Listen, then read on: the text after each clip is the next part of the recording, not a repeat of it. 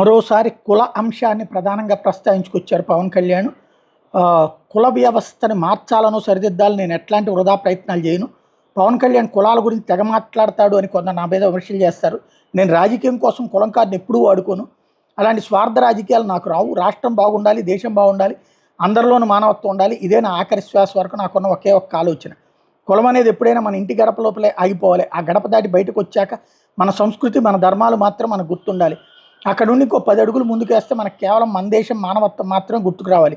BC, SC, ST అని వేరువేరు hostel కాకుండా పిల్లలందరికీ ఒకే హాస్టల్ ఉండాలనేదే నా కోరిక. దురదృష్టవశాత్తు ప్రభుత్వాలే దశాబ్దాలుగా కులాల పేరుతో చిన్నప్పటి ఉండే పిల్లలను విడదీస్తున్నాయి.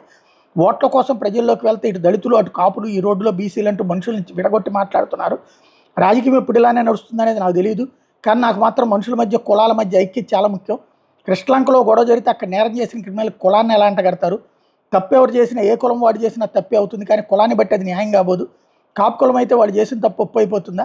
ఇంకొకళ్ళు చేస్తే అది తప్పు అవుతుందా? చట్టం ముందు నేరస్తుడికి కేవలం నేరస్తుడని గుర్తింపు ఉండదు తప్ప కులం కార్డు ఉండదు. కావాలని కాపుల్ని వేరే కోణంలో ప్రొజెక్ట్ చేసి తప్పుడు వ్యూహం పన్నారు. దాన్ని నేను ఎదుర్కొని నిలబడ్డాను కాబట్టి వాళ్ళ కోపం. కుల రాజకీయం కేవలం ఒక పొలిటికల్ విక్టరీ ఇస్తుందేమో కానీ అది సమాజానికి మేలు చేసే సామాజిక విజయం ఎప్పటికీ ఇవ్వదు. సమాజాన్ని విడగొట్టైనా సరే అధికారం ఎప్పుడు తమ చేతుల్లో ఉండాలని కొందరు అనుకుంటారు. వైసీపీ వాళ్ళని చూడండి, అధికారం కోసం కులాన్ని, చివరికి మతాన్ని కూడా వాడుకుంటారు. ఆ పార్టీలో కొందరు నాయకులు నోరు తెరిస్తే బూతులే, ఎదుటివారిపై వ్యక్తిత్వ హననాలకు పాల్పడమే వాళ్ళ పని. గతంలో వైసీపీలో పనిచేసి ఈరోజు మన వేదిక మీద ఉన్న నాయకులు కూడా ఉన్నారు. వాళ్ళు ఎప్పుడైనా ఎవరినైనా దిగజారి తిట్టిన దాఖలాలు మీరు విన్నారా? అది మన సంస్కారం. మీకు అధికారం ఉన్నప్పుడు మీరు ఇష్టానికి తిట్టేసి ఇప్పుడు జ్ఞానోదయం కలిగింది. భాష గురించి సరే, ఎప్పటికైనా బుద్ధి వస్తే సంతోషం. మీరు మమ్మల్ని తిట్టకుండా ఉంటే మా పార్టీ నిర్మాణానికి చాలా సమయం ఉంటుంది. మీకు బదులు ఇవ్వడం మానేసి మా పార్టీ నిర్మాణంపైనే దృష్టి మొత్తం పెట్టుకుంటాం. కాదు కూడదు మీరు తిట్టాల్సిందంటే మిమ్మల్ని తిట్టి మేము బలపడతాం. ఏదైనా మేము బలపడడం గ్యారంటీ. అధికారం పోయినా 11 సీట్లకి పరిమితమైన ఇంకా ఇష్టానికి నోటుకొచ్చినట్టు చూస్తున్నారు.